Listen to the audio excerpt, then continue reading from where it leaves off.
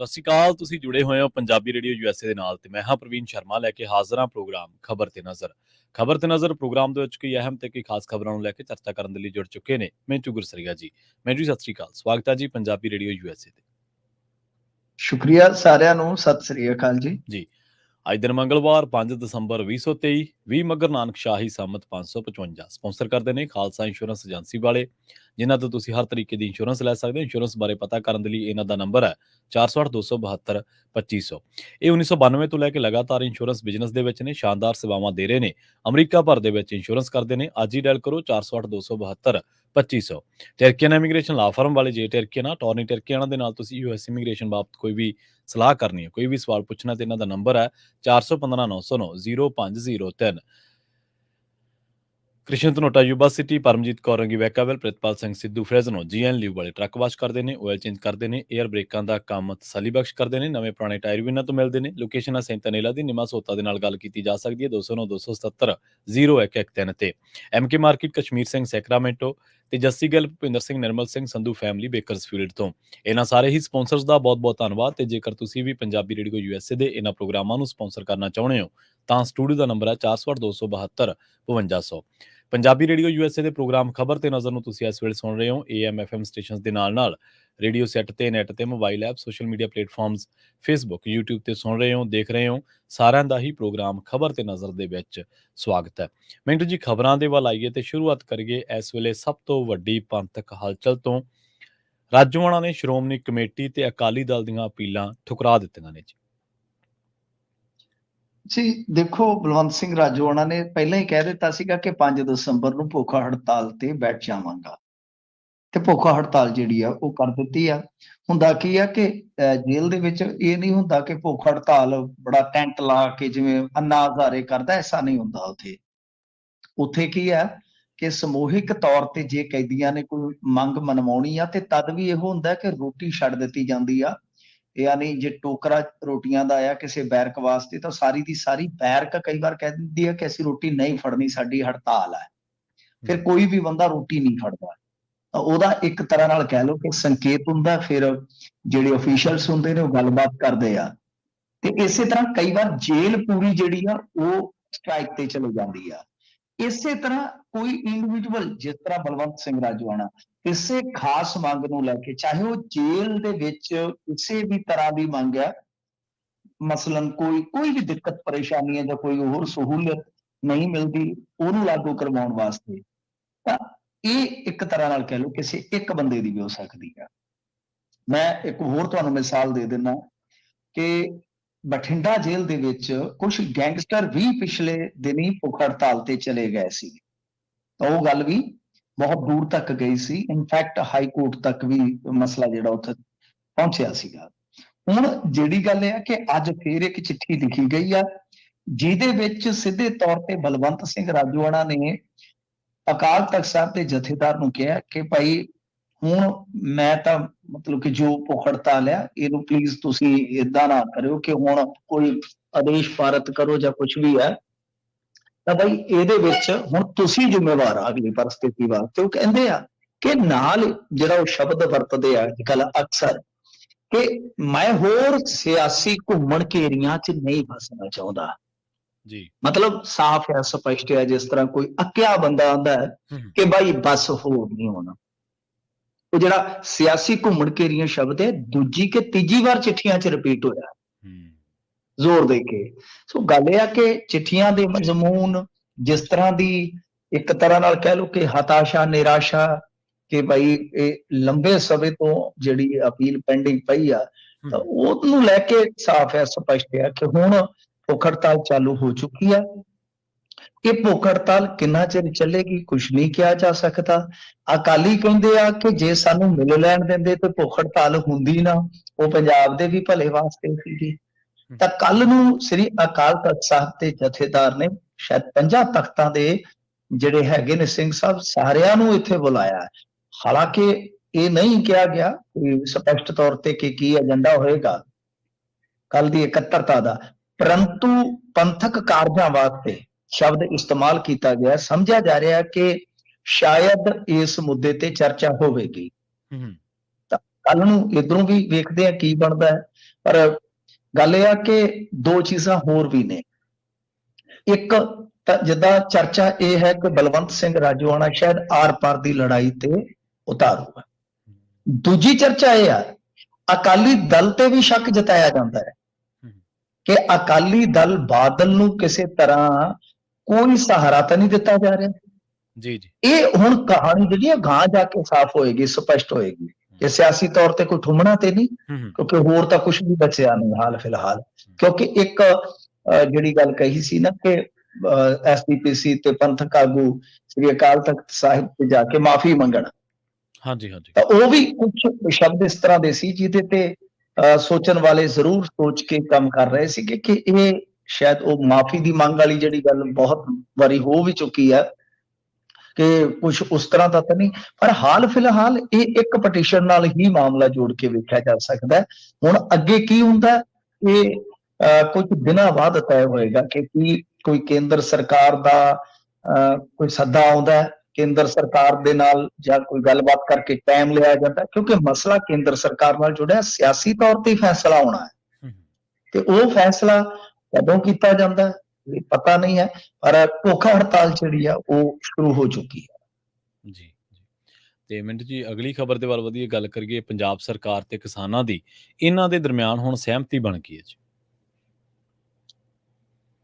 ਦੇਖੋ ਮੈਂ ਤੇ ਬਹੁਤ ਵਾਰੀ ਗੱਲ ਕਹਿ ਚੁੱਕਾ ਤੇ ਬਹੁਤ ਵਾਰੀ ਗੱਲ ਇਹ ਹੋਊਗੀ ਵੀ ਗਾਂ ਜਾ ਕੇ ਆਪ ਪਰਾਲੀਆਂ ਦੇ ਕੇਸ, ਰੈਡ ਐਂਟਰੀਆਂ, ਮੈਂ ਕਹਿੰਦਾ ਹੁੰਦਾ ਕਿ ਕਿਉਂ ਤੁਸੀਂ ਕਾਗਜ਼ ਕਾਲੇ ਕਰਦੇ ਜੇ, ਬਾਅਦ ਦੇ ਵਿੱਚ ਆਹੀ ਕੁਝ ਹੋਣਾ ਹੁੰਦਾ ਜੀ। ਬਹੁਤ ਵਾਰੀ ਇਹ ਅੱਗੇ ਵੀ ਕਿਹਾ, ਮੈਂ ਹੁਣ ਵੀ ਕਹਿਣਾ ਕਿ ਅਗਾਂਹ ਵੀ ਇਹੋ ਹੋਣਾ। ਦੇਖੋ ਗੱਲ ਕੀ ਆ ਕਿ ਜੋ ਸੰਯੁਕਤ ਕਿਸਾਨ ਮੋਰਚਾ ਹੈ ਜਿਹਨੂੰ ਆਪਾਂ ਗੈਰ ਰਾਜਨੀਤਿਕ ਕਹਿੰਦੇ ਆ, ਮੁਲਾਕਾਤ ਹੁੰਦੀ ਆ ਤੇ ਤੁਹਾਨੂੰ ਪਤਾ ਹੀ ਆ ਬੀਤੇ ਦਿਨੀ ਵੀ ਬਹੁਤ ਜ਼ਿਆਦਾ ਤਲਕ ਕਲਾਮੀ ਜੀ ਜਿਹੜੀ ਆ ਵੇਖਣ ਨੂੰ ਮਿਲੀ ਸੀ ਕਿਸਾਨ ਆਗੂਆਂ ਤੇ ਮੁੱਖ ਮੰਤਰੀ ਦੇ ਦਰਮਿਆਨ। ਫਿਰ ਧਰਨਾ ਲੱਗਦਾ, ਧਰਨਾ ਚੁੱਕਿਆ ਜਾਂਦਾ ਹੈ ਤੇ ਉਸ ਤੋਂ ਬਾਅਦ ਇਹ ਮੀਟਿੰਗਾਂ ਦਾ ਜਿਹੜਾ ਸਿਲਸਿਲਾ ਸ਼ੁਰੂ ਹੋਣਾ ਸੀਗਾ ਉਹ ਹੋ ਜਾਂਦਾ ਹੈ। ਅੱਜ ਮਤਲਬ ਕਿ ਸਰਕਾਰ ਇੱਕ ਪਾਸੇ, ਕਿਸਾਨ ਇੱਕ ਪਾਸੇ, ਦੋਵਾਂ ਨੂੰ ਕਿਤੇ ਨਾ ਕਿਤੇ ਇੱਕ ਦੂਜੇ ਤੇ ਭਰੋਸਾ ਥੋੜਾ ਹੋਇਆ, ਵਧਿਆ ਜਾਂਦਾ। ਮੁਕੇਰੀਆਂ ਦੇ ਵਿੱਚ ਵੀ ਤੁਹਾਨੂੰ ਪਤਾ ਹੀ ਆ ਕਿ ਪ੍ਰਦਰਸ਼ਨ ਹੋਇਆ ਸੀਗਾ ਤੇ ਕਿਸਾਨਾਂ ਦੇ ਨਾਲ ਉੱਥੇ ਵੀ ਜਿਹੜੀ ਆ ਉਹ ਬੈਠਕ ਕੀਤੀ ਗਈ ਆ। ਹੁਣ ਦੇਖੋ 18 ਕਿਸਾਨ ਮਜ਼ਦੂਰ ਸੰਗਠਨ ਜਿਹੜੇ ਆ ਉਹ ਇੱਕ ਪਾਸੇ ਆ, ਸਰਕਾਰ ਦੇ ਨਾਲ ਗੱਲਬਾਤ ਕਰਦੇ ਪਏ ਆ। ਇਹ ਜਿਹੜੀ ਗੱਲਬਾਤ ਚੱਲੀ ਆ ਉਹਦੇ ਚ ਹਰਪਾਲ ਸਿੰਘ ਚੀਮਾ ਤੇ ਕੁਲਦੀਪ ਸਿੰਘ ਧਾਲੀਵਾਲ ਬੈਠੇ ਆ।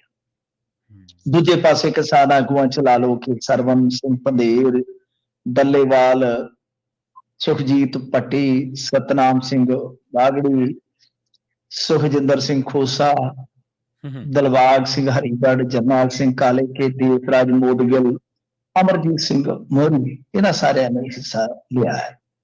ਗੱਲ ਉੱਥੇ ਇੱਕ ਤੇ ਚੱਲੀ ਆ ਕਿ ਪਰਾਲੀ ਸਾੜਨ ਤੇ ਜਿਹੜੇ ਐਕਸ਼ਨ ਹੋਏ ਨੇ ਉਹ ਬਈ ਨਹੀਂ, ਉਹ ਵਾਪਸ ਲਵੋ। ਮਤਲਬ ਕਿ ਸਰਕਾਰ ਜਿਹੜੀ ਹੈ ਉਹ ਬੈਕਫੁੱਟ ਤੇ ਚਲੇ ਗਈ ਕਿ ਅਸੀਂ ਇਹ ਕਰ ਦਿੱਤਾ ਜੀ, ਉਹ ਕਰ ਦਿੱਤਾ। ਸੁਪਰੀਮ ਕੋਰਟ ਚ ਤੇ ਜਾ ਕੇ ਇਹ ਗੱਲਾਂ ਕਹਿੰਦੇ ਆ ਇੰਨਾ ਜੁਰਮਾਨਾ ਕਰ ਦਿੱਤਾ ਜੀ, ਇੰਨੇ ਪਰਚੇ ਕਰ ਦਿੱਤੇ ਆ।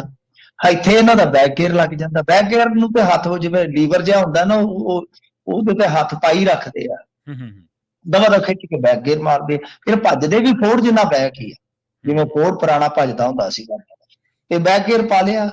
ਹੁਣ ਅੱਛਾ ਇੰਟਰਸਟਿੰਗ ਗੱਲ ਵੇਖੋ, ਮੈਨੂੰ ਲੱਗਦਾ ਸੁਪਰੀਮ ਕੋਰਟ ਚ ਵੀ ਸੁਣਵਾਈ ਆ ਕੱਲ ਨੂੰ ਜੀ ਜੀ ਪਰਾਲੀ ਦੇ ਮੁੱਦੇ ਨੂੰ ਲੈ ਕੇ।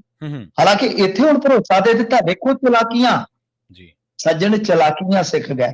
ਹੁਣ ਚਲਾਕੀਆਂ ਕੀ ਆ ਕਿ ਅੱਜ ਭਰੋਸਾ ਦੇ ਦਿੱਤਾ, ਕੱਲ ਨੂੰ ਤਰੀਕ ਲੰਘ ਜਾਊ, 1-2 ਮਹੀਨਿਆਂ ਦੀ ਤਰੀਕ ਪੈ ਗਈ, ਪਰਾਲੀ ਕਿਹਨੂੰ ਯਾਦ ਰਹਿਣੀ ਆ। ਆਂਦੇ ਹੁੰਦੇ ਆ ਕੋਠਾ ਉਸਰਿਆ ਤੇ ਤਰਖਾਣ ਵਿਸਰਿਆ, ਬੁਖਾਰ ਉਤਰਿਆ ਤੇ ਵੈਦ ਵਿਸਰਿਆ। ਮੁੜ ਕੇ ਕੌਣ ਹੀਰ ਵੇਖੀ ਜਾਊਗੀ ਗਾਂ ਜਦੋਂ ਅਕਤੂਬਰ ਨਵੰਬਰ ਆਏਗਾ। ਤਾਂ ਖੈਰ ਰੈਡ ਐਂਟਰੀ ਰੱਦ ਕਰਨ ਵਾਸਤੇ ਪ੍ਰਵਾਨਗੀ, ਮੁਕੱਦਮੇ ਦਰਜ ਜਿਹੜੇ ਆ ਰੱਦ ਕਰਨ ਵਾਸਤੇ ਪ੍ਰਵਾਨਗੀ। ਇਸ ਤੋਂ ਇਲਾਵਾ ਇੱਕ ਹੋਰ ਬੜਾ ਮੁੱਦਾ ਚੱਲਦਾ ਪ੍ਰੀਪੇਡ ਮੀਟਰਾਂ ਦਾ, ਤੇ ਉਹਦੇ ਤੇ ਵੀ ਕਹਿੰਦੇ ਆ ਕਿ ਜਬਰਨ ਚਿੱਪ ਵਾਲੇ ਮੀਟਰ ਨਹੀਂ ਲਾਏ ਜਾਂਦੇ। ਮਤਲਬ ਕਿ ਪਹਿਲਾਂ ਦੀ ਜਿਹੜੀ ਤਕਨੀਕ ਵਾਲੇ ਮੀਟਰ ਆ ਉਹ ਖਰੀਦ ਕੇ ਲਾਵਾਂਗੇ ਜੀ ਤੇ ਨਾਲ ਭਾਰਤਮਾਲਾ ਜੋ ਸਕੀਮ ਹੈ ਉਹਦੇ ਤਹਿਤ ਜੋ ਸੜਕ ਬਣਨ ਵਾਲੀ ਆ, ਜੋ ਜ਼ਮੀਨ ਗ੍ਰਹਿਣ ਕੀਤੀ ਜਾਂਦੀ ਆ ਹੂੰ, ਉਹਦੇ ਵਿੱਚ ਕਹਿੰਦੇ ਆ ਕਿ ਜਿੰਨੇ ਵੀ ਮਾਮਲੇ ਇਸ ਵੇਲੇ ਵਿਵਾਦਤ ਨੇ ਉਹਨਾਂ ਨੂੰ ਨਿਬੇੜ ਦਿੱਤਾ ਜਾਏਗਾ ਜਲਦੀ 3 ਮਹੀਨਿਆਂ ਦੇ ਅੰਦਰ ਅੰਦਰ। ਜੀ ਤੇ ਗੰਨੇ ਦੀ ਕਹਿੰਦੇ ਕਿ ਪੜਾਈ ਜਿਹੜੀ ਹੁੰਦੀ ਆ ਉਹ ਸ਼ੁਰੂ ਹੋ ਜਾਏਗੀ 2 ਦਿਨਾਂ ਦੇ ਵਿੱਚ। ਲੋ ਮਸਲੇ ਹੱਲ ਹੋ ਗਏ ਸਾਰੇ। ਹੂੰ, ਸੋ ਇਸ ਕਰਕੇ ਅੱਜ ਭਰੋਸਾ ਜਿੱਤ ਲਿਆ ਇੱਕ ਦੂਜੇ ਦਾ। ਤੇ ਹੁਣ ਸੁਪਰੀਮ ਕੋਰਟ ਦੀ ਸੁਣਵਾਈ ਜੇ ਮੈਂ ਨਹੀਂ ਭੁੱਲਦਾ ਤੇ 6 ਦਸੰਬਰ ਨੂੰ ਸੀਗੀ। ਜੀ ਉਸ ਤੋਂ ਬਾਅਦ ਜੇ ਵੀ ਲੰਘ ਗਈ ਤੇ ਕਾਂਟੇ ਵੱਜ ਜਾਣਗੇ। ਸੋ ਇਹੀ ਹੈ ਕਿ ਕਿਸਾਨ ਆਗੂ ਸਰਕਾਰ ਇਹ ਪਿਛਲੇ ਦਿਨਾਂ 'ਚ ਕਾਫੀ ਤਲਖੀ ਦਿਖਾ ਰਹੇ ਸਨ ਤੇ ਅੱਜ ਘੱਟੋ ਘੱਟ ਟੇਬਲ ਤੇ ਬੈਠ ਕੇ ਇਹਨਾਂ ਦਾ ਨਿਬੇੜਾ ਹੋ ਗਿਆ। ਤੇ ਲਓ ਇੱਕ ਤਰ੍ਹਾਂ ਨਾਲ ਕਹਿ ਲਓ ਕਿ ਪਰਾਲੀ ਦਾ ਵੀ ਛੁਟਕਾਰਾ ਹੋ ਗਿਆ।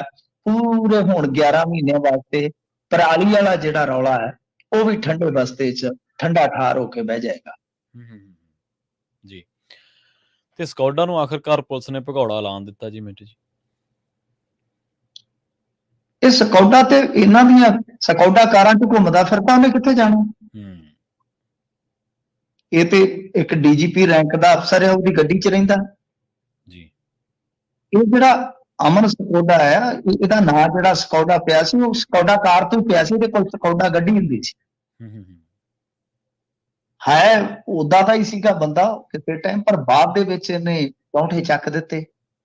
ਬਾਅਦ ਦੇ ਵਿੱਚ ਤੇ ਇਹਨੇ ਕੋਈ ਛੱਡਿਆ ਹੀ ਨਹੀਂ। ਸਰਪੰਚਾਂ ਤੋਂ ਲੈ ਕੇ ਤੇ ਵੱਡੇ ਵੱਡੇ ਪੁਲਿਸ ਅਫਸਰ ਜਿਹੜੇ ਆ ਕਹਿੰਦੇ ਨਾ ਐਸਾ ਕੋਈ ਸਗਾ ਨਹੀਂ ਜੋ ਹਮਨੇ ਠਗਾ ਨਹੀਂ, ਕੋਈ ਛੱਡਿਆ ਹੀ ਨਹੀਂ, ਕੋਈ ਛੱਡਿਆ ਹੀ ਨਹੀਂ ਹੈ। ਮੁੰਨੀ ਤੁਰਿਆ ਆ, ਕੈਂਚੀ ਵੀ ਐ ਪੱਟੂ ਤਿੱਖੀ ਕਰਕੇ ਪੱਥਰ ਤੇ ਕਿਤੇ ਲਾ ਕੇ ਰੱਖਦਾ ਸੀਗਾ। ਤੇ ਸੂਤ ਵੀ ਪੁਲਿਸ ਵਾਲੇ ਇਹਦੇ ਤੋਂ ਆਏ ਆ। ਹੁਣ ਵੇਖੋ ਇੰਨਿਆਂ ਨਾਲ ਪੁਲਿਸ ਵਾਲਿਆਂ ਨਾਲ ਵੀ ਠੱਗੀ ਮਾਰੀ ਆ ਕਿ ਗੱਲਾਂ ਹੀ ਛੱਡ ਦਿਓ।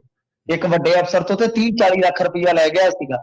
ਸ਼ਰਮ ਦੇ ਮਾਰੇ ਬੋਲ ਨਹੀਂ ਜੇ ਸਕਦੇ। ਹੁਣ ਅੱਜ ਇੱਕ ਟੁੱਟਾ ਜਿਹਾ ਇਸ਼ਤਿਹਾਰ ਛਪਾਈ ਬੈਠੇ ਸੀਗੇ, ਟ੍ਰਿਬਿਊਨ ਦੇ ਕੰਨੀ ਵਾਲੇ ਕਿਆਰੇ ਚ ਪਿਆ ਸੀਗਾ ਬਿਲਕੁਲ। ਜਦੋਂ ਮੇਰੀ ਨਿਗਾਹ ਪਈ ਮੈਂ ਕਿਹਾ ਤੇ ਸਕੌਡਾ ਆਖੇ ਜੀ ਭਗੌੜੇ ਦਾ ਇਸ਼ਤਿਹਾਰ ਆ। ਕਿੰਨੇ ਮੁਕੱਦਮੇ ਸੂ? 34 ਮੁਕੱਦਮੇ ਹੈ ਜੀ। ਤੇ ਹੁਣ 24 ਦੇ ਵਿੱਚ ਤਕਰੀਬਨ ਭਗੌੜਾ ਕਰਾਰ ਦਿੱਤਾ ਤੇ 2 ਲੱਖ ਰੁਪਈਆ ਨਾਮ ਰੱਖੀ ਬੈਠੇ ਆ। ਇਹ ਤੇ ਸਦਾ ਰਿਹਾ ਹੀ ਇਹਨਾਂ ਦੇ ਕੋਲ। 2013-14 ਤੋਂ ਲੈ ਕੇ ਇਹ ਸਕੌਡਾ ਜਿਹੜਾ ਉਹ ਇਸੇ ਤਰ੍ਹਾਂ ਹੀ ਚੱਲਦਾ ਰਿਹਾ। 16 ਚ ਇਹਨੂੰ ਉੜੀਸਾ ਤੋਂ ਫੜ ਕੇ ਲਿਆਏ ਸਨ ਜੀ। ਕੁਝ ਕੁ ਮਹੀਨੇ ਅੰਦਰ ਲਾ ਕੇ ਫੇਰ ਇਹਨਾਂ ਦੀ ਨਜ਼ਰੇ ਨਾਲ ਸਦਕਾ ਬਾਹਰ, ਫੇਰ ਉਹੀ ਟਰਪਲ, ਉਹੀ ਸਾਰਾ ਕੁਝ ਚੱਲ ਸੋ ਚੱਲ। ਤੇ ਉਸ ਤੋਂ ਬਾਅਦ ਵੀ ਸਾਰਾ ਕੁਝ ਕਰਦਾ ਰਿਹਾ, ਬਦਲੀਆਂ ਤੱਕ ਕਰਵਾਉਂਦਾ ਰਿਹਾ। ਆ ਪਿੰਕੀ ਵਾਲਾ ਵੀ ਤੇ ਰੌਲਾ ਪਿਆ ਸੀ। ਪਿੰਕੀ ਨੇ ਆਖਿਆ 50 ਲੱਖ ਰੁਪਈਆ ਤੇ ਮੇਰੇ ਤੋਂ ਲੈ ਗਿਆ। ਤੇ ਜਿਹੜੇ ਅਫਸਰ ਨੇ ਪਿੰਕੀ ਨੂੰ ਦੁਬਾਰਾ ਹੌਲਦਾਰੀ ਤੇ ਚੜਾ ਦਿੱਤਾ ਸੀਗਾ, ਉਹੀ ਅਫਸਰ ਅੱਜ ਵੀ ਇਸ ਸਰਕਾਰ ਦੀ ਅੱਖ ਦਾ ਤਾਰਾ ਹੈ। ਤਾਰਾ ਗਦਰ ਸਿੰਘ ਵਾਲਾ ਨਹੀਂ, ਇਹਨਾਂ ਦੀ ਅੱਖ ਦਾ ਤਾਰਾ ਜੀ। ਉਹ ਭਾਈ ਤੁਸੀਂ ਗੱਲ ਸੁਣੋ, ਇਹਨਾਂ ਦੀ ਕੋਈ ਜਾਂਚ ਪੜਤਾਲ ਕਰਵਾਵੋ। ਤੇ ਸਕੌਡਾ ਹੁਣ ਇਸ਼ਤਿਹਾਰ ਦੇ ਕੇ ਤੁਸੀਂ ਉੱਥੇ 5000 ਦਾ ਇਸ਼ਤਿਹਾਰ ਲਾਤਾ ਟ੍ਰਿਬਿਊਨ ਦੇ ਵਿੱਚ, ਕੀ ਖਲਾਸੀ ਹੋ ਗਈ? ਇਹ ਵੇਖੋ ਤੇ ਸਹੀ ਕਿ ਅੱਜ ਤੱਕ ਇਹਨੇ ਕਿੰਨੇ ਫਰਾਡ ਕੀਤੇ ਨੇ ਪੁਲਿਸ ਦੇ ਵਿੱਚ। ਦੂਜੇ ਤੇ ਗੱਲਾਂ ਹੀ ਛੱਡ ਦਿਓ। ਫਰਵਰੀ, ਇਸ ਸਾਲ ਦੀ ਫਰਵਰੀ 23 ਦੇ ਵਿੱਚ ਇੱਕ ਪ੍ਰੈਸ ਕਾਨਫਰੰਸ ਕੀਤੀ ਸੀ ਕਾਮਰੇਡਾਂ ਨੇ। ਉਹ ਹਾਲੇ ਵੀ YouTube ਤੇ ਤੁਹਾਨੂੰ ਮਿਲ ਜਾਏਗੀ, ਉਹਨਾਂ ਦੇ ਖੁਲਾਸੇ ਵੇਖ ਲਿਓ। ਇਹ ਬੰਦਾ 18 ਤੋਂ ਫੇਰ ਭਗੌੜਾ ਹੈ ਤੇ 23 ਦੇ ਵਿੱਚ ਇੱਕ ਆਡੀਓ ਵਾਇਰਲ ਹੁੰਦੀ ਆ ਜਿਹਦੇ ਚ ਇਹ ਇੱਕ ਥਾਣੇਦਾਰ ਨਾਲ ਫਾਈਟਿੰਗ ਪਿਆ ਕਰਦਾ ਕਿ ਤੈਨੂੰ ਇੱਥੇ ਲਵਾ ਦਿਆਂ, ਇੰਨੇ ਪੈਸੇ ਦੇ ਦੇ। ਸੋ ਇਹ ਖਤਰੋਂ ਕਾ ਖਿਲਾੜੀ ਰਿਹਾ ਤੇ ਖੇਡਦਾ ਪਿਆ। ਤੇ ਪੁਲਿਸ ਨੂੰ ਕਹਿ ਲਓ ਕਿ ਇਹਨੇ ਬਹੁਤ ਟਿੱਚ ਕੀਤਾ, ਬਹੁਤ ਪੁਲਿਸ ਅਫਸਰਾਂ ਦਾ ਇਹਨੇ ਕਹਿ ਲਓ ਕੰਮ ਕਰਾਇਆ ਵੀ ਆ ਤੇ ਬਹੁਤਿਆਂ ਨੂੰ ਮੁੱਛਿਆ ਵੀ। ਇਹ ਸਾਰਾ ਕੁਝ ਇਸੇ ਤਰ੍ਹਾਂ ਹੀ ਚੱਲਦਾ ਰਿਹਾ। ਇਹਨਾਂ ਚੋਂ ਕੋਈ ਨਹੀਂ ਬੋਲੇਗਾ ਕਿਉਂਕਿ ਸਾਨੂੰ ਇਹਨਾਂ ਸਾਰੀਆਂ ਗੱਲਾਂ ਦਾ ਪਤਾ ਸੀਗਾ ਸ਼ੁਰੂ ਤੋਂ ਹੀ। ਇੱਕ ਤੇ ਦੂਰ ਤੇ ਜਾਂਦਾ ਨਹੀਂ ਸੀ, ਪਹਿਲਾਂ ਦਾ ਕੰਮ ਇੱਧਰੋਂ ਹੀ ਚੱਲਿਆ। ਤੇ ਪਹਿਲਾਂ ਕਹਿੰਦਾ ਹੁੰਦਾ ਸੀ ਮੈਂ ਫਲਾਣੇ ਲੀਡਰ ਦਾ ਰਿਸ਼ਤੇਦਾਰ, ਫਲਾਣੇ ਲੀਡਰ ਦਾ ਰਿਸ਼ਤੇਦਾਰ। ਉਦੋਂ ਅਕਾਲੀ ਸਰਕਾਰ ਚ ਤੇ ਤੁਹਾਨੂੰ ਪਤਾ ਹੀ ਆ ਜੀ, ਉਹ ਤਾਂ ਗਾਹ ਦੀ ਗਾਹ ਧੱਕੇ ਨਾਲ ਵੀ ਰਿਸ਼ਤੇਦਾਰ ਬਣ ਜਾਂਦੇ ਸੀ। ਉਤੋਂ ਐਸਾ ਕੰਮ ਚੱਲਿਆ ਕਿ ਪੂਰੇ ਇਹਨੇ ਬੁੱਲੇ ਵੱਡੇ ਆ। ਹਾਲੇ ਹੁਣ ਚਾਹੇ ਇਹ ਲੱਗ ਗਿਆ ਇਹਨਾਂ ਦਾ ਨੋਟਿਸ ਜਿਹਾ ਕਿ ਭਗੌੜਾ ਕਰਾਰ ਦਿੱਤਾ, 2 ਲੱਖ ਰੁਪਈਆ ਸਕੂਲ ਵਾਲੇ ਨੂੰ ਦੇਵਾਂਗੇ, ਪਰ ਬਾਵਜੂਦ ਇਸ ਤੇ ਮੇਰਾ ਮੰਨਣਾ ਕਿ ਸਕੌਡੇ ਦੀ ਹਾਲੇ ਵੀ ਉੱਠਣੀ ਬੈਠਣੀ ਜਿਹੜੀ ਆ, ਜਿਵੇਂ ਮੈਂ ਤੁਹਾਨੂੰ ਦੱਸ ਰਿਹਾ ਕਿ ਪੁਲਿਸ ਅਫਸਰਾਂ ਨਾਲ ਹੈਗੀ, ਤੇ ਇੱਕ ਅਫਸਰ ਦਾ ਤੇ ਉਚੇਚਾ ਨਾਂ ਲੱਗਦਾ ਕਿ ਇਹ ਬੰਦਾ ਰਹਿੰਦਾ ਹੀ ਉਹਦੇ ਨਾਲ। ਜੀ, ਤੇ ਮਿੰਟੂ ਜੀ ਚੰਡੀਗੜ੍ਹ ਦੇ ਵਿੱਚ ਕਹਿੰਦੇ ਈਡੀ ਦਾ ਨਵਾਂ ਦਫ਼ਤਰ ਬਣੂਗਾ ਜੀ। ਹਾਂਜੀ, ਬਣਾ ਦਈਏ ਫਿਰ, ਕਿਉਂਕਿ ਹੋਰ ਦੇਖੋ ਉਹਨਾਂ ਨੂੰ ਆਉਣਾ ਪੈਂਦਾ ਦਿੱਲੀ ਤੋਂ, ਇੱਥੇ ਟਿਕਿਆ ਰਿਹਾ ਕਰਨਗੇ, ਉਹ ਬੈਠੇ ਤੇ ਤੀਜੇ ਦਿਨ ਇੱਥੇ ਰਹਿੰਦੇ ਆ ਜੀ।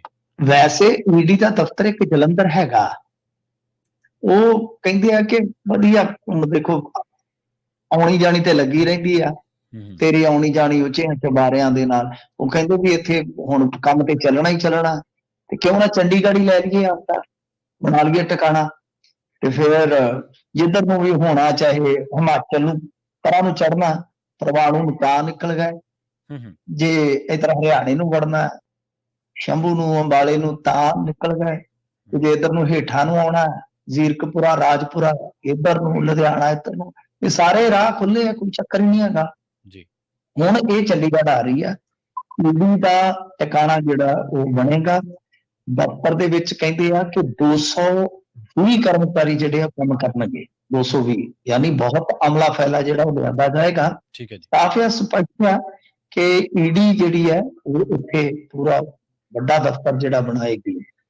ਇਹ ਲੋਕੇਸ਼ਨ ਜਿਹੜੀ ਹੈਗੀ ਆ, ਉਹ ਦੱਸਦੇ ਆ ਕਿ 38 ਸੈਕਟਰ ਆ ਜਿਹੜਾ 38 ਵੈਸਟ, ਉਹਦੇ ਕੋਲ ਇਹਨਾਂ ਨੂੰ ਪੌਣੇ 2 ਏਕੜ ਜ਼ਮੀਨ ਜਿਹੜੀ ਆ ਮਿਲ ਗਈ ਆ। ਤੇ ਇਸ ਤੋਂ ਇਲਾਵਾ ਇਹਨਾਂ ਨੇ ਕੰਮ ਵੀ ਕਰਨਾ ਸ਼ੁਰੂ ਕਰ ਦਿੱਤਾ। ਜਿਹੜਾ 18 ਸੈਕਟਰ ਆ, ਉਹਦੀ ਇੱਕ ਬਿਲਡਿੰਗ ਹੈਗੀ, ਉਹਨੂੰ ਪ੍ਰੈਸ ਬਿਲਡਿੰਗ ਕਹਿੰਦੇ ਨੇ, ਉਹਦੇ ਵਿੱਚੋਂ ਇਹਨਾਂ ਨੇ ਕੰਮਕਾਰ ਵੀ ਚਲਾਉਣਾ ਸ਼ੁਰੂ ਕਰ ਦਿੱਤਾ। ਸੋ ਈਡੀ ਦਾ ਪੱਕਾ ਹੀ ਦਫ਼ਤਰ ਜਿਹੜਾ ਸੈਕਟਰ 38 ਵੈਸਟ ਲੇਬਰ ਬਿਊਰੋ ਤੇ ਗੁਰਦੁਆਰਾ ਜਿਹੜਾ ਸੰਤਸਰ ਉਹਦੇ ਵਿਚਾਲੇ, ਤੇ 60 ਕਰੋੜ ਰੁਪਏ ਕਹਿੰਦੇ ਮਨਜ਼ੂਰ ਕਰ ਦਿੱਤੇ ਆ। ਤੇ ਰੌਲਾ ਬਸ ਹੁਣ ਇਹੋ ਰਹਿੰਦਾ ਕਿ ਇਹ ਕਹਿੰਦੇ ਨੇ ਕਿ ਸਾਨੂੰ ਵੀ ਅਮਲੇ ਫੈਲੇ ਵਾਸਤੇ ਰਹਿਸ਼ੀ ਕਲੋਨੀ ਵੀ ਬਣਾ ਦਿਓ। ਜਦੋਂ ਉਹ ਕੱਟੀ ਗਈ ਤੇ ਬਸ ਈਡੀ ਜਿਹੜੀ ਆ ਪੱਕੇ ਪੈਰੀਂ ਇੱਥੇ ਬਹਿ ਜਾਏਗੀ। ਹਾਂ, ਮੈਂ ਜਿਵੇਂ ਤੁਹਾਨੂੰ ਦੱਸਿਆ ਕਿ ਇਹਨਾਂ ਦਾ ਜਲੰਧਰ ਦੇ ਵਿੱਚ ਦਫ਼ਤਰ ਹੁੰਦਾ ਸੀ, ਜੇ ਤੁਸੀਂ ਨਾ ਭੁੱਲਿਓ, ਤੇ ਤੁਹਾਨੂੰ ਪਤਾ ਹੈ ਨਾ ਮਜੀਠੀਆ ਵੀ ਉੱਥੇ ਘੁੰਮਦੇ ਵੀ ਰਹੇ ਆ ਜੀ। ਤੇ ਮਿੰਟੂ ਜੀ, ਰਾਜਸਥਾਨ ਦੇ ਵਿੱਚ ਕਹਿੰਦੇ ਕਾਂਗਰਸ ਦੀ ਹਾਰ ਦਾ ਹੁਣ ਪੰਜਾਬ 'ਚ ਵੀ ਅਸਰ ਦਿਖੂਗਾ ਜੀ। ਦੇਖੋ, ਰਾਜਸਥਾਨ ਦੀ ਹਾਰ ਦਾ ਅਸਰ ਜਿਹੜਾ ਹੈ ਉਹ ਕਿੱਥੇ ਦਿਸਣਾ, ਪੰਜਾਬ 'ਚ ਤੇ ਕਾਹਦਾ ਦਿਸਣਾ, ਉੱਥੇ ਭਾਜਪਾ ਆ ਗਈ ਹੈ। ਪਰ ਅਸਰ ਜਿਹੜਾ ਸਭ ਤੋਂ ਜ਼ਿਆਦਾ ਕਹਿ ਲਓ ਕਿ ਦਿਸੇਗਾ, ਉਹ ਹੈ ਸੁਖਜਿੰਦਰ ਰੰਧਾਵਾ ਦਾ ਨਾਮ। ਸੁਖਜਿੰਦਰ ਰੰਧਾਵਾ ਤੇ ਤਾਂ ਪੱਕਾ ਅਸਰ ਦਿਖੇਗਾ, ਕਿਉਂਕਿ ਇਹ ਇੰਚਾਰਜ ਸਾਹਿਬ ਸਨ। ਇਧਰੋਂ ਮੁੰਡੇ ਦੀ ਲੜਾਈ ਹੋਈ ਸੀ, ਇਹ ਕਰਕੇ ਟੈਲੀਫੋਨ ਬਿਜ਼ੀ, ਤੇ ਕਹਿੰਦੇ ਮੈਂ ਤੇ ਜਾਈ ਜਾਣਾ ਰਾਜਸਥਾਨ। ਮੁੰਡੇ ਦੀ ਲੜਾਈ ਹੋਈ ਪਈ, ਕਹਿੰਦੇ ਵੀ ਵੇਖੀ ਜਾਏਗੀ, ਪਰ ਉੱਥੇ ਜਾ ਕੇ ਕੰਮ ਵੇਖਣਾ ਬਹੁਤ ਜ਼ਰੂਰੀ ਆ। ਹੁਣ ਜਦੋਂ ਨਤੀਜੇ ਆਏ ਆ, ਤੇ ਨਤੀਜਿਆਂ ਦੇ ਵਿੱਚ ਤੇ ਬੜੀ ਮਾੜੀ ਹੋਈ ਸਰਕਾਰ, ਜਿਹੜੀ ਆਪਣੇ ਹੱਥੋਂ ਗਵਾ ਬੈਠੇ ਆ। ਇੱਕ ਇੱਥੋਂ ਵਾਲੀ ਗਵਾ ਬੈਠੇ, ਇੱਕ ਛੱਤੀਸਗੜ੍ਹ ਵਾਲੀ ਗਵਾ ਬੈਠੇ ਆ। ਹੁਣ ਢਿੱਲੇ ਜੇ ਬੁੱਲ ਕਰਕੇ ਫਿਰਦੇ ਆ, ਪਰ ਇਹ ਸਾਫ਼ ਆ ਕਿਉਂਕਿ ਸੁਖਜਿੰਦਰ ਸਿੰਘ ਰੰਧਾਵਾ ਦੇ ਉਲਟ ਤੁਹਾਨੂੰ ਪਤਾ ਕਾਂਗਰਸ ਦੇ ਵਿੱਚ ਇੱਕ ਧੜਾ, ਸੁਖਜਿੰਦਰ ਸਿੰਘ ਰੰਧਾਵਾ ਆਪਣੇ ਆਪ ਦੇ ਵਿੱਚ ਇੱਕ ਧੜਾ। ਤੇ ਜਦੋਂ ਇਸ ਤਰ੍ਹਾਂ ਦੀ ਆੜਫਸ ਹੋਵੇ, ਅਗਲੇ ਫਿਰ ਦੂਜੇ ਤੇ ਜ਼ੋਰ ਲਾਉਂਦੇ ਆ ਕਿ ਆ ਵੇੜਾ ਗਰਕ ਤੇ ਇਹਨਾਂ ਨੇ ਕਰ ਦਿੱਤਾ, ਹੋਰ ਮੌਕਾ ਦੇਣਾ ਜੇ ਇਹਨਾਂ ਨੂੰ। ਸੋ ਇਸ ਕਰਕੇ ਰੰਧਾਵਾ ਤੇ ਕਹਿ ਲਓ ਕਿ ਗਾਸ ਤੇ ਕੀ ਡਿੱਗਣੀ ਆ, ਸੀਨੀਅਰ ਆਗੂ ਆ, ਪਰ ਇਹ ਹੁੰਦਾ ਕਿ ਗਾਹ ਤੋਂ ਇੰਚਾਰਜ ਉਹੋ ਜਿਹੇ ਸੂਬਿਆਂ ਦੇ ਲਾ ਦਿੰਦੇ ਆ। ਜੇ ਤੇ ਕੋਈ ਉਦਾਂ ਦਾ ਹੋਵੇ ਹਰੀਸ਼ ਰਾਵਤ ਵਰਗਾ, ਤੇ ਫਿਰ ਪੰਜਾਬ ਵਰਗੇ ਸੂਬੇ ਚ ਘਲਾ ਦਿੰਦੇ ਆ ਕਿ ਬੁੱਢਿਆ ਲੈ ਨਜ਼ਾਰੇ। ਤੇ ਜੇ ਮੰਨ ਲਓ ਕੋਈ ਉਹੋ ਜਿਹਾ, ਤੇ ਫਿਰ ਉੱਥੇ ਵੀ ਲਾ ਦਿੰਦੇ ਜਿੱਥੇ ਪਹਿਲਾਂ ਹੀ ਪਾਰਟੀ ਆਪੋਜੀਸ਼ਨ ਚ ਹੋਵੇ। ਖੈਰ, ਕਾਂਗਰਸ ਨੇ 6 ਵਾਰ ਉੱਥੇ ਸਰਵੇਖਣ ਕਰਾਏ, 60 ਤੋਂ 70 ਆਗੂਆਂ ਦੀਆਂ ਰਿਪੋਰਟਾਂ ਨੈਗੇਟਿਵ ਆਈਆਂ। ਲਾਲ ਡੈਰੀ ਦਾ ਰੌਲਾ ਪਿਆ, ਟਿਕਟ ਅਲਾਟਮੈਂਟ ਦੇ ਦੌਰਾਨ ਜਿਹੜੇ ਬੰਦੇ ਨਾਰਾਜ਼ ਸੀਗੇ ਉਹਨਾਂ ਦਾ ਪੱਖ ਨਹੀਂ ਸੁਣਿਆ ਗਿਆ। ਮਤਲਬ ਕਿ ਸਾਰਾ ਕੁਝ ਹੋਇਆ, ਇਹ ਆਪਾਂ ਨੂੰ ਸਭ ਨੂੰ ਪਤਾ ਹੈ। ਹਰ ਰਾਜਸਥਾਨ ਦੀ ਰਾਜਨੀਤੀ ਜਿਹੜੀ ਹੈ, ਖਾਸ ਤੌਰ ਤੇ ਜਿਹੜੇ ਵਾਕਫ ਆ, ਉੱਥੇ ਇਹ ਕੁਝ ਹੋਇਆ। ਜੀ ਜੀ। ਫਿਰ ਸੁਭਾਵਕ ਹੈ ਕਿ ਜਿਹੜੀ ਹਾਰ ਦੀ ਜ਼ਿੰਮੇਵਾਰੀ ਹੁੰਦੀ ਆ, ਫਿਰ ਆਗੂਆਂ ਨੂੰ ਲੈਣੀ ਤਾਂ ਪੈਂਦੀ ਹੈ ਬਈ। ਜੀ। ਤੇ ਗੱਲ ਕਰੀਏ ਮਿੰਟੂ ਜੀ ਆਪਾਂ ਖੇਤੀ ਮੰਤਰੀ ਦੀ, ਇਹਨਾਂ ਨੇ 100 ਏਕੜ ਜ਼ਮੀਨ ਛਡਾ ਲਈ ਹੈ ਜੀ। 100 ਕਰੋੜ ਦੀ ਜ਼ਮੀਨ ਆ, 100 ਕਰੋੜ ਹੁਣ ਪਤਾ ਨਹੀਂ ਮੈਂ ਤਾਂ ਕਿਹਾ ਫਰਦ ਤੁਸੀਂ ਵੇਖ ਲਈਏ ਵੀ ਰੇਟ ਇੰਨਾ ਕੀ ਬਣਦਾ ਜੀ ਜੀ ਕਿਤੇ ਵੀ ਕਰੋੜ ਹੀ। ਤਾਂ ਗੱਲ ਇਹ ਆ ਕਿ ਇਹ ਪਿੰਡ ਆ ਡੇਰਾਬੱਸੀ ਦਾ ਸੁੰਦਰਾ, ਠੀਕ ਹੈ ਜੀ ਉਹਦੇ ਵਿੱਚ ਇਹ ਕੋਈ ਜ਼ਮੀਨ ਸੀ 100 ਕਿੱਲੇ, ਜਿਹੜੀ ਕਿ ਕਬਜ਼ੇ ਹੇਠਾਂ ਸੀਗੀ, ਤੇ ਇਹ ਖੁਦ ਇਹਨਾਂ ਨੇ ਹਲ ਚਲਾ ਕੇ ਤੇ ਅੱਜ ਵਾਹ ਲਈ ਆ।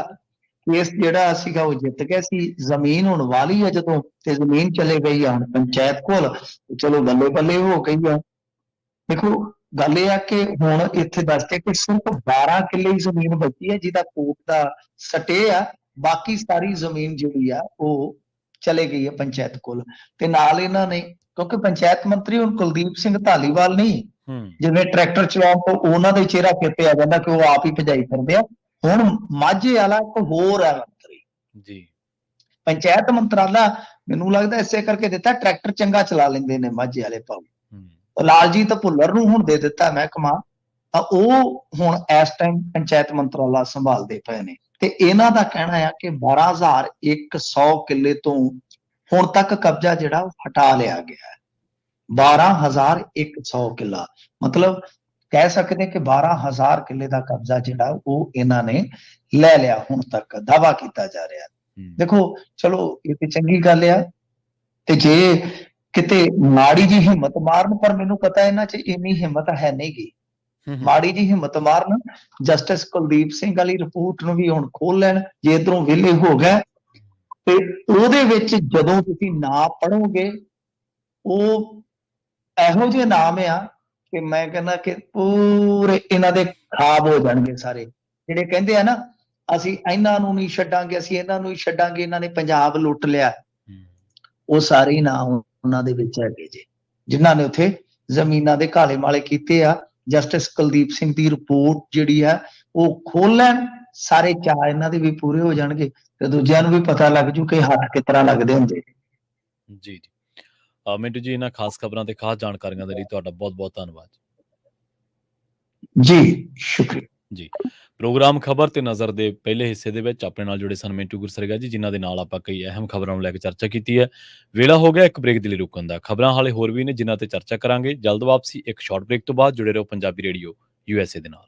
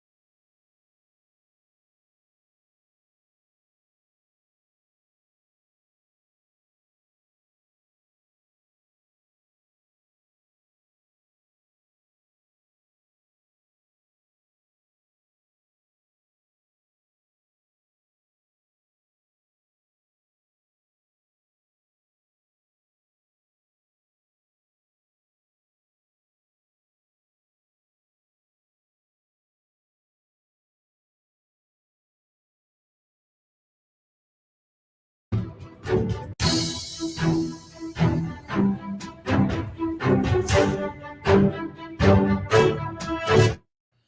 ਤੋਂ ਬਾਅਦ ਇੱਕ ਵਾਰ ਮੁੜ ਤੋਂ ਤੁਹਾਡਾ ਸਾਰਿਆਂ ਦਾ ਸਵਾਗਤ ਹੈ ਪ੍ਰੋਗਰਾਮ ਖਬਰ ਤੇ ਨਜ਼ਰ ਦੇ ਵਿੱਚ। ਤੁਸੀਂ ਜੁੜੇ ਹੋਏ ਹੋ ਪੰਜਾਬੀ ਰੇਡੀਓ USA ਦੇ ਨਾਲ ਤੇ ਆਪਾਂ ਰੁਖ ਕਰਦੇ ਹਾਂ ਕੁਝ ਹੋਰ ਅਹਿਮ ਖਬਰਾਂ ਦਾ। ਪਰ ਉਸ ਤੋਂ ਪਹਿਲਾਂ ਸਵੇਰ ਦੀ ਜਿਹੜੀ ਰਿਪੋਰਟ ਸੀਗੀ ਉਹਦੇ ਵਿੱਚ ਤੁਸੀਂ ਸਾਰੇ ਤਿੰਨਾਂ ਰਾਜਾਂ ਦੇ ਵਿੱਚ ਤਿੰਨਾਂ ਪਾਰਟੀਆਂ ਦਾ ਹਾਲ ਸੁਣਿਆ ਕਿ ਉੱਥੇ ਕਿਹੜੀਆਂ ਕਾਰਕਰਦੀਆਂ ਕਰਕੇ ਹਾਰੇ ਨੇ। ਪਰ ਉਹਦੇ ਵਿੱਚ ਵੀ ਆਪਾਂ ਇੱਕ ਹੋਰ ਅੰਸ਼ ਨੂੰ ਅੱਗੇ ਤੋਰਦੇ ਹਾਂ, ਇੱਕ ਹੋਰ ਗੱਲਬਾਤ ਨੂੰ ਅੱਗੇ ਤੋਰਦੇ ਹਾਂ। ਇਹਦੇ ਵਿੱਚੋਂ ਜਿਹੜਾ ਸੁਨੇਹਾ ਨਿਕਲਿਆ ਉਹ ਇਹ ਨਿਕਲਿਆ ਕਿ ਅਸਲ ਦੇ ਵਿੱਚ ਜਿਹੜੀ ਇਹ ਹਿੰਦੀ ਬੈਲਟ ਹੈ, ਜਿਹੜੀ ਕਾਓ ਬੈਲਟ ਕਹਿ ਦਿੰਦੇ ਆ, ਇਹਦੇ ਵਿੱਚ ਜਿਹੜੇ ਦੱਖਣ ਭਾਰਤ ਰਾਜਾਂ ਵਾਲੇ ਜਿਹੜੇ ਦਾਅ ਪੇਚ ਹੈ ਕਾਂਗਰਸ ਦੇ, ਉਹ ਇੱਥੇ ਨਹੀਂ ਚੱਲ ਸਕਦੇ। ਹੁਣ ਤੁਸੀਂ ਜੇ ਮੈਪ ਦੇਖੋਗੇ ਨਾ, ਮੈਪ ਰਾਜਸਥਾਨ ਤੋਂ ਲੈ ਕੇ ਉਹ ਮਿਜ਼ੋਰਮ ਤੱਕ ਸਾਰੇ ਇਲਾਕਿਆਂ ਤੱਕ, ਹਾਲਾਂਕਿ ਮਿਜ਼ੋਰਮ ਦੇ ਵਿੱਚ ਕੋਈ ਹੋਰ ਪਾਰਟੀ ਜਿੱਤੀ ਹੈ, ਮੇਘਾਲਿਆ ਤੱਕ ਭਾਜਪਾ ਉੱਥੇ ਗੱਠਜੋੜ ਦੇ ਵਿੱਚ ਆ। ਲੰਬੀ ਜਿਹੜਾ ਇਹ ਸਾਰਾ ਜਿਹਨੂੰ ਹਾਰਟ ਕਿਹਾ ਜਾਂਦਾ ਇੰਡੀਆ ਦਾ, ਇਹ ਸਾਰੇ ਤੇ ਭਾਜਪਾ ਕਾਬਜ਼ਾ ਹੁਣ। ਪਰ ਹੁਣ ਅਸਲ ਦੇ ਵਿੱਚ ਇਹਨਾਂ ਦੇ ਵਿੱਚੋਂ ਇੱਕ ਚੀਜ਼ ਹੋਰ ਨਿਕਲ ਕੇ ਆ ਰਹੀ ਹੈ, ਜਿਹਦੀ ਅਕਸਰ ਆਪਾਂ ਇੱਥੇ ਚਰਚਾ ਵੀ ਕਰਦੇ ਹੁੰਦੇ ਹਾਂ ਤੇ ਉਹਦੀ ਕੌਮਾਂਤਰੀ ਪੋਲਿਟਿਕਸ ਦੇ ਨਾਲ ਜੋੜ ਕੇ ਵੀ ਉਸ ਚੀਜ਼ ਨੂੰ ਆਪਾਂ ਦੇਖਦੇ ਹੁੰਦੇ ਹਾਂ। ਉਹ ਹੈ ਭਾਜਪਾ ਦਾ, ਸਾਰੀ ਮਸ਼ੀਨਰੀ ਦਾ ਨਰਿੰਦਰ ਮੋਦੀ ਤੇ ਡਿਪੈਂਡੈਂਟ ਹੋਣਾ। ਤੁਸੀਂ ਦੇਖੋ ਕਿ ਛੱਤੀਸਗੜ੍ਹ ਦੇ ਵਿੱਚ ਜਿੱਥੇ ਕਾਂਗਰਸ ਬਹੁਤ ਓਵਰ ਕੌਨਫੀਡੈਂਟ ਸੀਗੀ ਕਿ ਅਸੀਂ ਆ ਰਹੇ ਹਾਂ, ਸਾਨੂੰ ਕੋਈ ਰੋਕ ਨਹੀਂ ਸਕਦਾ, ਉੱਥੇ ਨਰਿੰਦਰ ਮੋਦੀ ਨੇ ਪ੍ਰਚਾਰ ਦੇ ਵੇਲੇ ਕੁਝ ਐਸੀਆਂ ਗੱਲਾਂ ਛੋਈਆਂ, ਕੁਝ ਐਸੀਆਂ ਗੱਲਾਂ ਕੀਤੀਆਂ ਕਿ ਭੁਪੇਸ਼ ਬਘੇਲ ਦੀ ਸੱਤਾ ਪਲਟਾ ਕੇ ਰੱਖਤੀ। ਇਸੇ ਤਰ੍ਹਾਂ ਜਿੱਥੇ ਮੱਧ ਪ੍ਰਦੇਸ਼ ਦੇ ਵਿੱਚ ਇਹ ਕਿਆਫਿਆ ਜਾ ਰਿਹਾ ਸੀ, ਜਿਹੜੇ ਐਗਜ਼ਿਟ ਪੋਲ ਨੇ ਉਹ ਕਹਿ ਰਹੇ ਸੀਗੇ ਕਿ ਕਾਂਗਰਸ ਤਕੜੀ ਟੱਕਰ ਦੇਊਗੀ, ਕਾਂਗਰਸ ਬਹੁਤ ਜ਼ਿਆਦਾ ਕਲੋਜ਼ ਆ ਆਪਣੀ ਜਿੱਤ ਦੇ। ਪਰ ਉੱਥੇ ਨਰਿੰਦਰ ਮੋਦੀ ਨੇ ਜਦੋਂ ਪ੍ਰਚਾਰ ਕੀਤਾ, ਉੱਥੇ ਕਾਂਗਰਸ ਦੀ ਨਹੀਂ ਕੋਈ ਪੀਰੀ ਚੱਲੀ। ਹਾਲਾਂਕਿ ਆਪਾਂ ਦੇਖਿਆ ਇੱਕ ਰਿਪੋਰਟ ਪੰਜਾਬੀ ਰੇਡੀਓ ਜੈਸੇ ਤੇ ਬਹੁਤ ਸਮਾਂ ਪਹਿਲਾਂ ਪਾਈ ਸੀ, ਨਰਿੰਦਰ ਤੋਮਰ ਜਿਹੜੇ ਕਿ ਉੱਥੇ ਚੋਣ ਲੜ ਰਹੇ ਸੀਗੇ ਉਹਨਾਂ ਮੱਧ ਪ੍ਰਦੇਸ਼ ਦੇ ਵਿੱਚ, ਤਾਂ ਇੱਕ ਰਿਪੋਰਟ ਮਨਜਿੰਦਰ ਸਿੰਘ ਸਿਰਸਾ ਦੇ ਹਵਾਲੇ ਦੇ ਨਾਲ ਜਿਹੜੀ ਕੈਨੇਡਾ ਦੇ ਵਿੱਚ ਜਿਹੜੀ ਉਹ ਵੀਡੀਓ ਵਾਇਰਲ ਹੋਈ ਸੀ, ਉਹਦੇ ਵਿੱਚ ਜਗਮਨਜੀਤ ਸਿੰਘ ਵਾਲੀ ਵੀਡੀਓ, ਉਹਦੇ ਵਿੱਚ ਵੀ ਆਪਾਂ ਜ਼ਿਕਰ ਕੀਤਾ ਸੀਗਾ। ਪਰ ਉੱਥੇ ਪਕੜ ਜਿਹੜੀ ਉਹ ਇੰਨੀ ਹੈ, man power, muscle power, money power, media management, machinery, Modi, ਇਹ ਸਾਰੇ ਜਿਹੜੇ ਫੈਕਟਰ ਨੇ ਇੰਨੇ ਕੁ ਜ਼ਬਰਦਸਤ ਨੇ ਕਿ ਹੁਣ ਦੂਜੀਆਂ ਜਿਹੜੀਆਂ ਪਾਰਟੀਆਂ ਨੇ ਉਹ ਇਹਦੇ ਮੂਹਰੇ ਟਿਕ ਨਹੀਂ ਸਕਦੀਆਂ। ਔਰ ਜਿਹੜਾ ਇਹ ਤਾਕਤਾਂ ਦਾ ਕੇਂਦਰੀਕਰਨ ਹੈ, ਇਹ ਕੋਈ ਚੰਗਾ ਸੰਕੇਤ ਨਹੀਂ ਹੈ ਲੋਕਤੰਤਰ ਦੇ ਲਿਹਾਜ਼ ਦੇ ਨਾਲ। ਹਾਲਾਂਕਿ ਜਦੋਂ ਆਪਾਂ ਲੋਕਤੰਤਰ ਦੀ ਗੱਲ ਕਰਦੇ ਹਾਂ, ਡੈਮੋਕ੍ਰੇਸੀ ਦੀ ਗੱਲ ਕਰਦੇ ਹਾਂ, ਡੈਮੋਕ੍ਰੈਟਿਕ ਸਿਸਟਮ ਦੀ ਗੱਲ ਕਰਦੇ ਹਾਂ, ਤਾਂ ਉਦੋਂ ਵੀ ਆਪਾਂ ਬਹੁਤ ਸਾਰੀਆਂ ਖਾਮੀਆਂ ਫੜਦੇ ਹਾਂ। ਉਦੋਂ ਵੀ ਆਪਾਂ ਕਹਿੰਦੇ ਹਾਂ ਕਿ ਹਾਲੇ ਇਹ ਪੂਰਾ ਡੈਮੋਕ੍ਰੈਟਿਕ ਸਿਸਟਮ ਜਿਹੜਾ ਉਹ ਇਜਾਦ ਨਹੀਂ ਹੋਇਆ। ਡੈਮੋਕ੍ਰੈਟਿਕ ਸਿਸਟਮ ਦਾ ਤਾਂ ਮਤਲਬ ਇਹ ਹੈ ਨਾ ਕਿ ਸਾਰੇ ਹੀ ਲੋਕ, ਭਾਵੇਂ ਉਹ ਤੁਹਾਡੇ ਨਾਲ ਸਹਿਮਤ ਨੇ, ਭਾਵੇਂ ਉਹ ਤੁਹਾਡੇ ਨਾਲ ਨਹੀਂ ਸਹਿਮਤ, ਉਹਨਾਂ ਨੂੰ ਨਾਲ ਲੈ ਕੇ ਚੱਲਣ ਦੀ ਪ੍ਰਵਿਰਤੀ। ਪਰ ਭਾਰਤੀ ਆਗੂ ਤਾਂ ਤੁਹਾਨੂੰ ਪਤਾ ਹੈ ਆਜ਼ਾਦੀ ਤੋਂ ਬਾਅਦ ਹੀ ਜਿਹੜਾ ਉਹ ਹਉਮੈ ਦੇ ਸ਼ਿਕਾਰ ਨੇ, ਘਰਾਣੇ ਜਿਹੜੇ ਨੇ ਉਹ ਰਾਜ ਕਰਦੇ ਰਹੇ ਨੇ। ਤੇ ਉਹ ਹਉਮੈ ਏਡੀ ਤਕੜੀ ਸੀਗੀ ਕਿ ਕਦੇ ਕਹਿੰਦੇ ਰਹੇ ਕਿ ਮੋਦੀ ਹੈ ਤਾਂ ਮੁਮਕਿਨ ਹੈ, ਇਸ ਤੋਂ ਪਹਿਲਾਂ ਕਹਿੰਦੇ ਰਹੇ ਕਿ ਇੰਡੀਆ ਇਜ਼ ਇੰਦਰਾ ਹੈ ਤੇ ਇੰਦਰਾ ਇਜ਼ ਇੰਡੀਆ। ਸੋ ਇਸ ਤਰ੍ਹਾਂ ਦੀ ਗੱਲ ਸੀ। ਜਿਹੜੀ ਆਪਾਂ ਗੱਲ ਜਿਹੜੀ ਮੈਂ ਛੇੜਨੀ ਚਾਹੁੰਦਾ, ਜਿਹੜੀ ਮੈਂ ਕਰਨੀ ਚਾਹੁੰਦਾ, ਉਹ ਗੱਲ ਇਹ ਹੈ ਕਿ ਮੋਦੀ ਦੇ ਉੱਤੇ ਡਿਪੈਂਡ ਹੋ ਰਹੀ ਹੈ ਭਾਜਪਾ, ਤੇ ਮੋਦੀ ਦੇ ਆਲੇ ਦੁਆਲੇ ਹੀ ਚੋਣ ਤੰਤਰ, ਮੋਦੀ ਦੇ ਆਲੇ ਦੁਆਲੇ ਹੀ ਜਿਹੜੀਆਂ ਚੀਜ਼ਾਂ ਉਹ ਘੁੰਮ ਰਹੀਆਂ ਨੇ।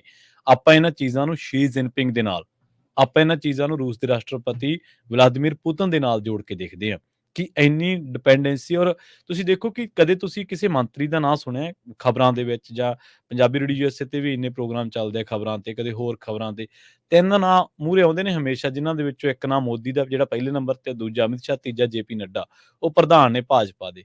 ਕਦੇ ਤੁਸੀਂ ਹੋਰ ਨਾਂ ਖਬਰਾਂ ਦੇ ਵਿੱਚ ਜਾਂ ਕਿਸੇ ਮੰਤਰੀ ਦੀ ਕਦੇ ਕੋਈ ਬਾਈਟ, ਕਦੇ ਕੋਈ ਸਟੇਟਮੈਂਟ, ਕਦੇ ਸਰਕਾਰ ਦੀ ਪਾਲਿਸੀ ਦੀ ਗੱਲ ਕਦੇ ਸੁਣੀ ਹੈ? ਨਹੀਂ।